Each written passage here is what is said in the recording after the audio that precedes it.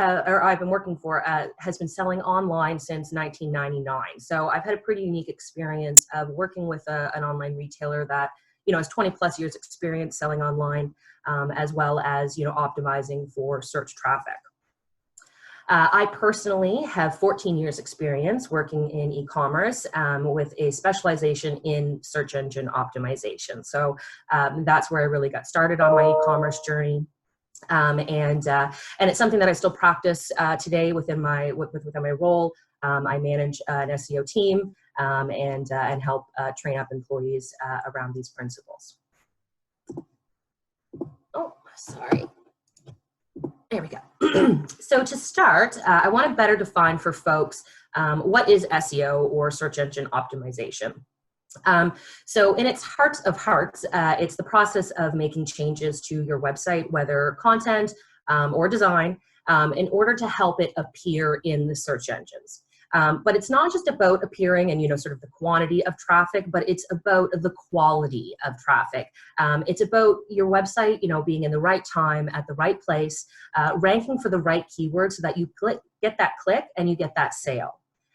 So we're not just going to cover kind of getting your website online, but I am going to talk about how the search engines work, so we can understand a little bit about what's happening behind the scenes, and ultimately what levers those give you to help grow your business online.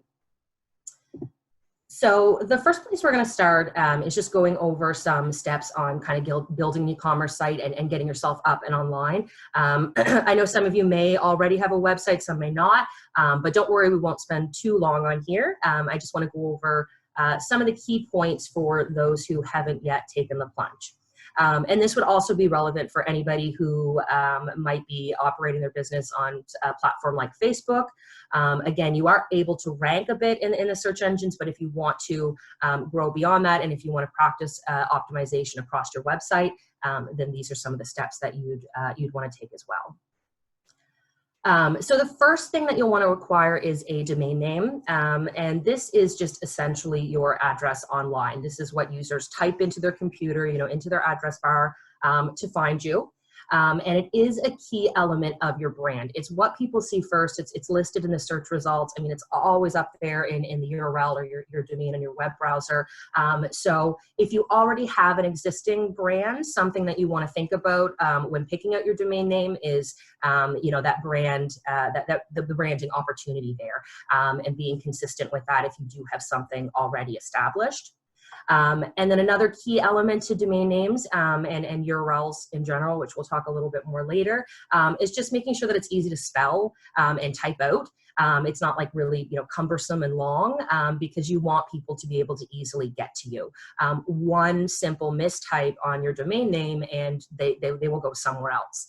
And we have one of problems with one of our domains that everyone, when they hear it, they think there's an extra S in it. So that's been a little bit of a problem for us to make sure that we're getting people to the right domain name, the right address. The second thing that you'll need to acquire is web hosting. So if we think about the domain is your address, then you can think about web hosting is basically the host that it points to. And web hosting is what actually stores all of your files, your web pages, and they're also what will ensure that your website is fast and responsive. So, if you ever tried to go somewhere and it's taking forever for a page to load, that's a problem with the web hosting. So those are two things that you'll kind of need to get started, both of which can be purchased through lots of services online, lots of options. And prices do vary, but they really can be as few as a few dollars a year. They don't have to be super expensive. It will depend a little bit on the size of your site, but for for smaller businesses, should be pretty reasonable. And one thing that you don't want to forget for those new to web hosting and domains is that these are actually, they need to be renewed. You purchase these for 1 to 2 year terms typically, and you need to renew. Otherwise, in the case of web hosting, your website will just go down. Nobody will be able to find it. It'll just be like a blank page.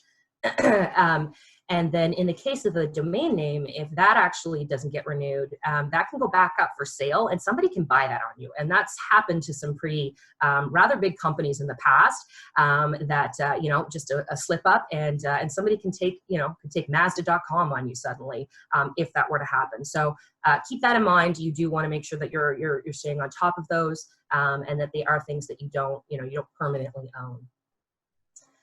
The third and final point is looking into a platform or a service that will actually build out the website. So I kind of think about if you have your address and your basic host, well, now we need to kind of start setting up the rooms and building out what people are going to find when they get there.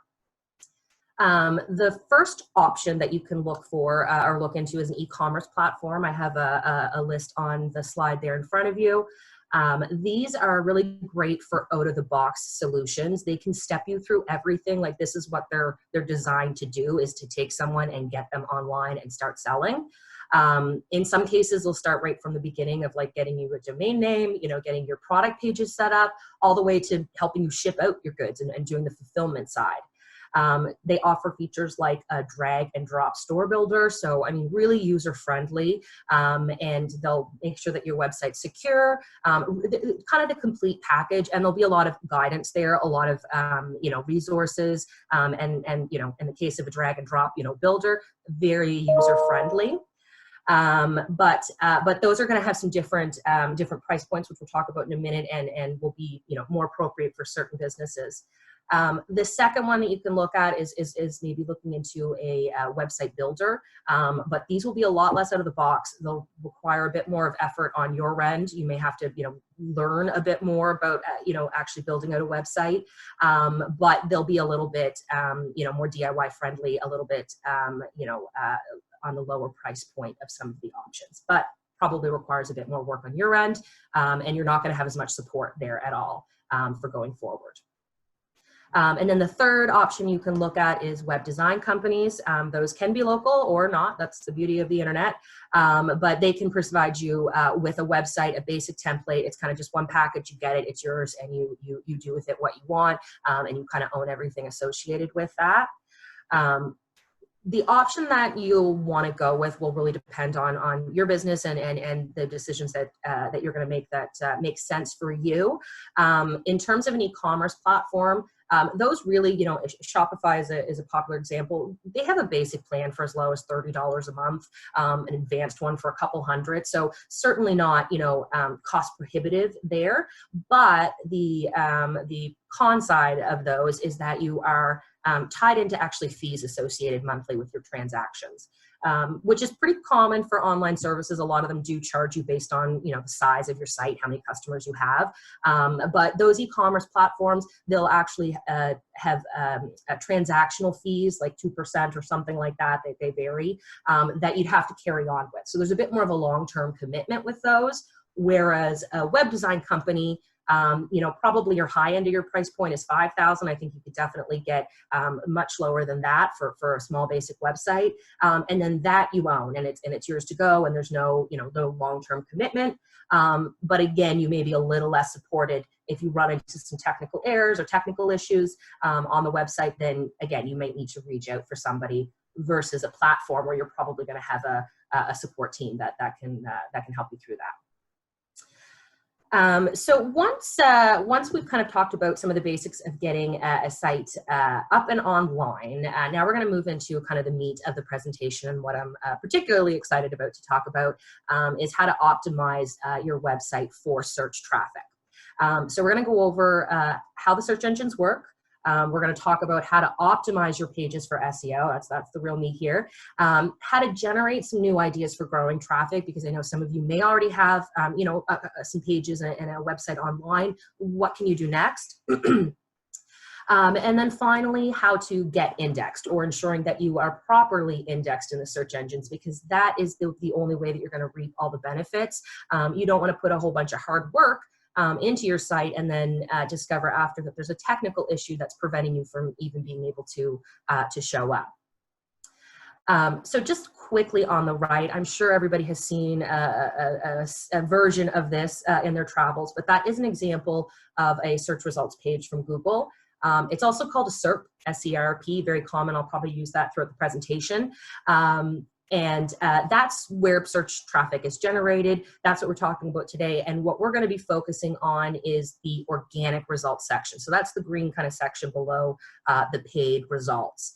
Paid is similar. There is a lot of carryover, but it's a separate practice. And obviously you're paying for the traffic. You're paying for clicks. You're bidding on those positions. Organic traffic is such a big opportunity because it's so profitable. You don't have to pay for each click. So you can do some very smart, content optimization, and then really just, get a lot of quote unquote free traffic from that work. And one caveat I will say, I know I talk a lot about Google in my presentation, and that's mostly because it's still the largest search engine in terms of market share. Like if you're going online, I do think that you should be, focusing on Google. They still get a majority of the search traffic that happens online. But I do want you to know that these tactics work across any of the major platforms. Any of this stuff will also help you rank and be better optimized in Bing, for instance. So for simplicity's sake, I will use Google, but keep that in mind. So let's jump in and discuss how the search engines actually work. So they have three primary functions, and which is important again for web owners and optimizers to understand. The first is the crawl. So that is where they scour the internet looking for any web page they can find and reading over all of the content and the code of those pages. And they do this using a product called web crawlers. And they're actually called spiders as well in the biz. And they quite literally spider through billions of pages online. I mean, the internet is huge. And how they get from page to page, if we want to kind of think about, this is their webbing, is that they use links. So links are going to be very important. We'll talk about those a little bit later, but you want to know that that's kind of how they move around. So they crawl page A, they get all of the code and content off that, and then they'll follow a link from page A. They get to page B, and rinse and repeat. So they really rely on links to move from page to page and website to website.